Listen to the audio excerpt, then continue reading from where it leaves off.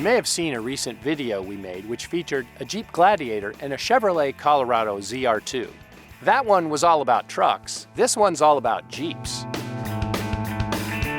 We realized that we had our Jeep Wrangler Unlimited along for the ride, and we thought, wow, they're both Rubicons. This is the perfect opportunity to show the difference between a Wrangler and a Gladiator. If you think the Jeep Gladiator looks a lot like a Wrangler, that's because it pretty much is the same vehicle from here forward. Same doors even, same powertrain, same transmission, 3.6 liter V6 with an 8-speed automatic. You can't get the 2-liter turbo in this though. The tires, the lift, the Rubicon equipment, disconnecting stabilizer bars, front and rear lockers, all of that is the same. The front approach angle is the same. You have your choice between 2 different front bumpers. That's all the same. Really, there's no difference except stickers up here. The differences come in when you start looking at the suspension up close. For one, the shock absorbers on a Gladiator Rubicon are Fox aluminum body shocks. On a Wrangler Rubicon, they're monotube shocks, but they're not aluminum body, and we don't know who makes them. Well, you could probably find out. But let's talk tires. The Wrangler Rubicon is fitted with BFG KO2s, while the Gladiator Rubicon has Falcon Wild Peak.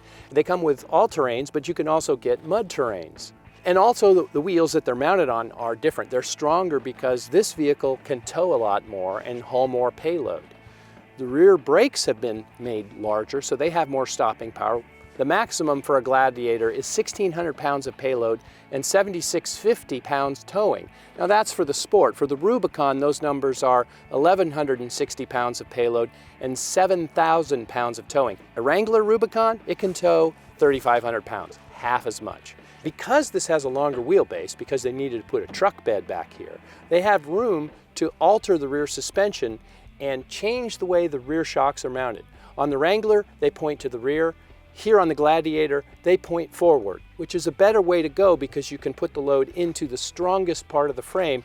Now the rear axle itself is the same, but the brackets that hold the links are different because these links are longer. They're more like the back end of a Ram 1500. Not exactly, but more like that, which we really like. That delivers a smooth ride in the Ram, and it delivers a smooth ride here.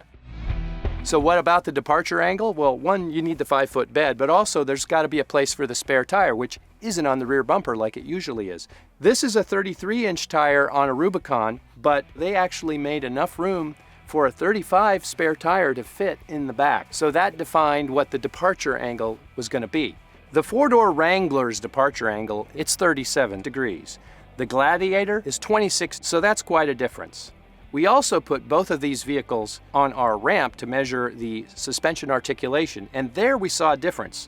Both of them climbed up the ramp nearly as far, but because of the Gladiator's longer wheelbase, the score isn't quite as good.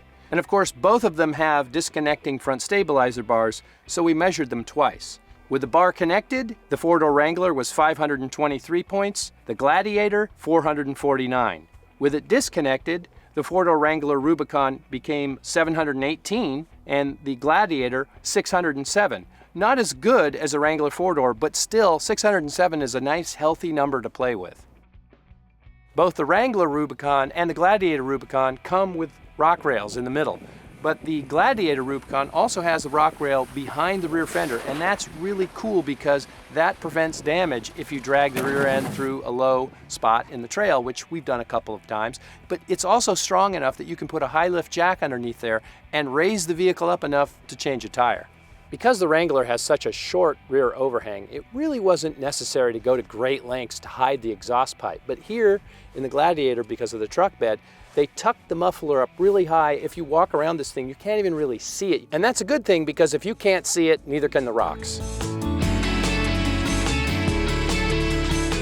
So right now I'm in a Wrangler Unlimited, which is the 4-door Wrangler Rubicon. It's our long-term test vehicle. I'm going to go over this fairly, well, it's marked easy, but I think it's intended for modified vehicles.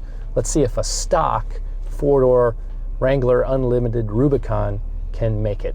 There we go. Haven't touched anything yet. Ooh.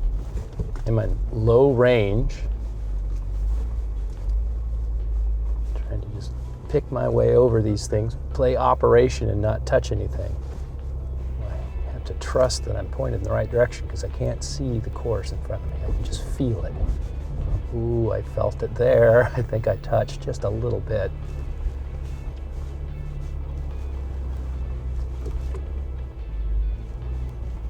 Trying to be as gentle on the throttle as I can. So far, so good. I think I might make it, but of course that sounds like famous last words, right? Ooh. Ooh. I think that was just the muffler or the tailpipe.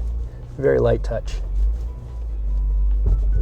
That's a heavier touch, but nothing too bad.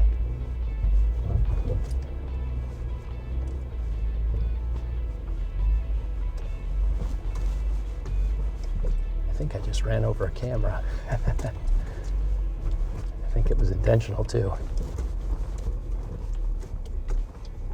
I think this is almost it.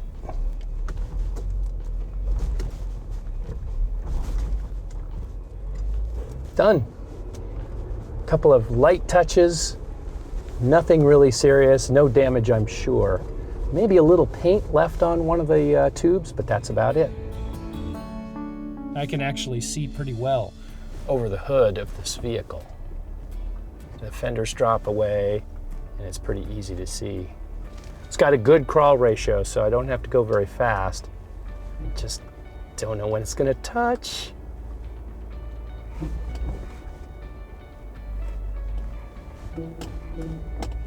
Ooh.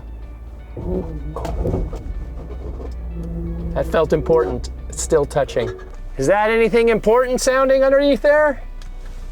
Oh, no, just your frame rail and maybe drive shaft?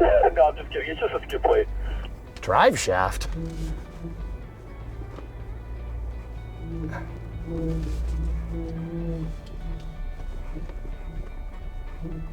I'm riding the brakes a little bit to control my speed because I don't want to go over one of these things too quickly and end up impacting the surface.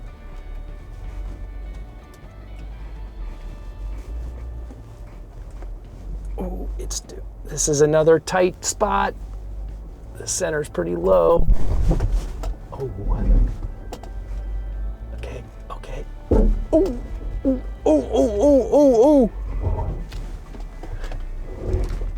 Another drag.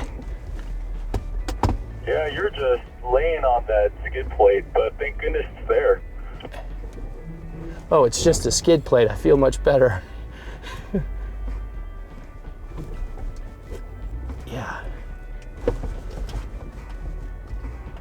Ooh. Careful. Almost done. Rear bumper. I think I'm away. Wow. I rub-a-dub-dubbed a little bit more than I thought I might there. I think we found a difference.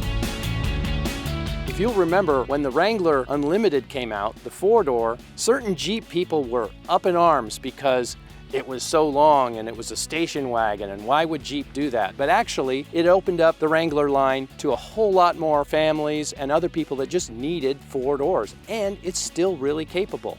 I think the same thing's gonna happen here with the Gladiator. It's got four-door cab that all the truck owners want, and it's a truck. So I mean, if you were a person who was on the sidelines, you needed a truck, but you wanted a Jeep, here's your vehicle. Yeah, the Gladiator is a truck, but it's still a Jeep, and it does Jeep things really well. I mean, the more time I spend in it, the more I like it, and the less I'm concerned about what I thought might be drawbacks. For more videos like this, click subscribe, and visit Edmunds for all your Jeep and truck shopping needs.